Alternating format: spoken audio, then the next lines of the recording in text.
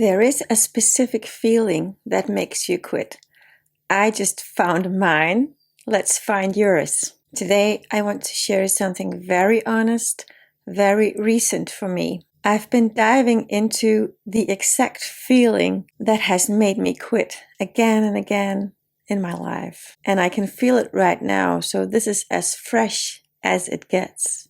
See if this feels familiar. For me, this feeling goes all the way back to my very first time in school. I was 5 years old. I had never been in daycare before. And suddenly I was left surrounded by strangers, strange grown-ups, strange kids. It felt like the ground disappeared under my feet. I felt completely alone. My legs felt like jelly. And I can tell you now because I feel it now. I felt lost, unsupported, unsafe. Nobody was there to help me regulate that feeling. I got lost inside it. I got lost into this strong feeling of loneliness, standing on my own 2 feet way too early. Way earlier than I was ready for. And looking back now, I can see it clearly. This is the core feeling that has made me quit so many times in my life. It might be the same for you, but you have to explore it for yourself. Because these feelings, they don't always show up clearly. Often they show up as restlessness, resistance, low energy, procrastination. And if you don't slow down and feel, you miss the signal. For me, those feelings are something that I've learned to expect. Not in a fearful way, but in a prepared way. Because I know when it comes, it's a chance for me to meet those feelings differently.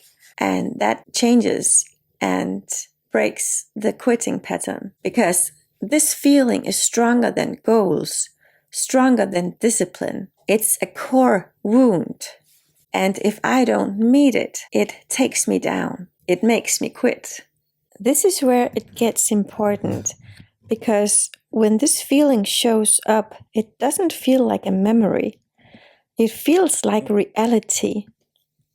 So when you are building something, starting a business, taking responsibility for your life, your system suddenly feels like it's completely alone, unsupported, unsafe.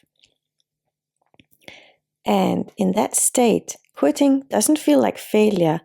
It feels like relief. So instead of running from it, I've learned to welcome it, to sit with it, to feel it fully, to explore it, go deeper into it.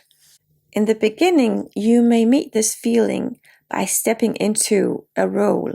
For me, I became the spacious and aware parent, the present parent that I never had. The grounded father, the caring mother. I used those parts of myself to meet that inner child. Now I can just be with it, let it move through me. Because when you avoid this feelings, they control you. But when you meet it, you start to rewire your system. And yes, in the beginning, it can feel like a full-time job. It may be a full-time job, meeting it every day. But over time, it gets easier. Every time it comes up, it loses a bit of its grip. And at the same time, you start becoming aware of your behavior, how you react, how you pull away, how you quit. That's how you start rewiring your system. This is deep work, foundational work. If you are willing to meet those feelings, this can change patterns that have been running your entire life. This is the work. This is how you break patterns.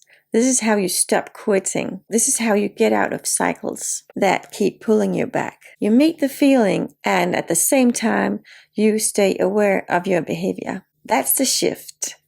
Now I'm curious. Have you ever actually stayed with a difficult feeling like this?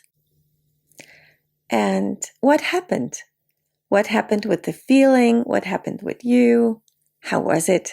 If you already know the place where it gets too much for you, where you usually check out, I'd really like to hear that too, because that's usually where everything shifts. I'll see you in the next video.